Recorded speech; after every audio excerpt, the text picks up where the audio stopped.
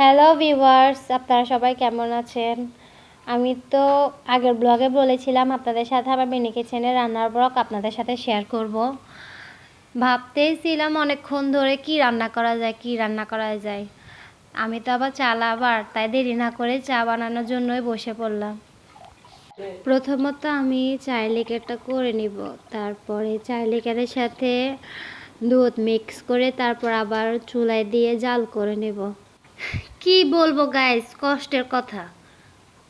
চুলায় যখন আগুন ধরালাম, আগুনটা যে কতবার নিভে গেল মানে বলার বাহিরে, এত বিরক্তিকর লেগেছিল। তাও কি করব, আপনাদের সাথে তো শেয়ার করাই লাগবে। গাইস দেখেন, মাঝখান দিয়ে কিন্তু আমার চায়ের কেটলির ডাট ভেঙে বেরিয়েছে। দেখেন, আপনাদের সাথে শেয়ার করলাম। এটার মতো দুঃখজনক বিষয় আর হতে পারে?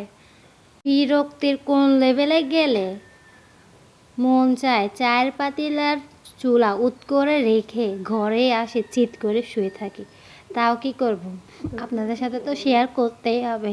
তাই বিরক্ত লাগলেও ভিডিও কন্টিনিউ করেছি। চাটা ঠিক মতো আমরা বানিয়েছি। জানেন গাইস, আমার শাশুড়ি আমার সাথে ছিল, বলতেছিল যে তোরা এখানে কি করিস? বউটা তো পাগল হয়েছে, মেয়েটাও গেছে।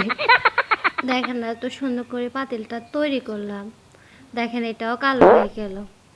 কেমন লাগে বলেন? এত কিছুর পরেও যখন দেখলাম না চাটা পারফেক্টভাবে হয়েছে, লোভনীয়ভাবে হয়েছে, তখন মনটা একটু হালকা হলো। আল্লাহ হাফেজ।